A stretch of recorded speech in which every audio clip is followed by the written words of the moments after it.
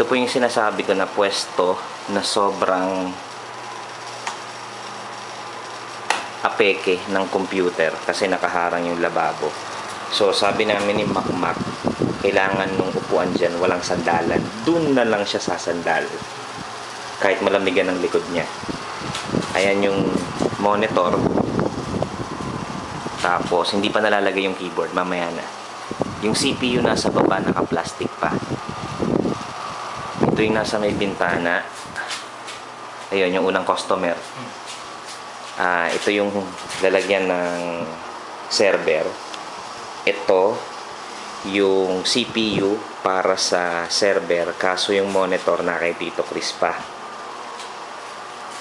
Ito yung nasa ilalim ng hagdanan.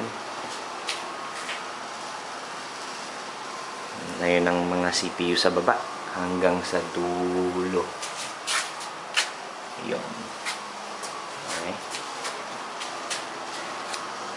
Tapos yung nasa babang yun yung mga poster na hiningi ko dun sa aking kabarkadang may shop. Macmac, paki-unroll yung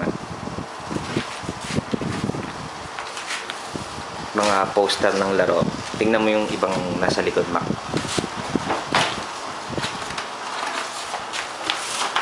Mga poster yan, hiningi ko lang sa kanya.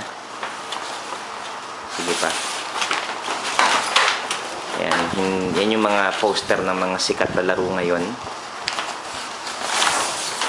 Yan, mga yan. Okay.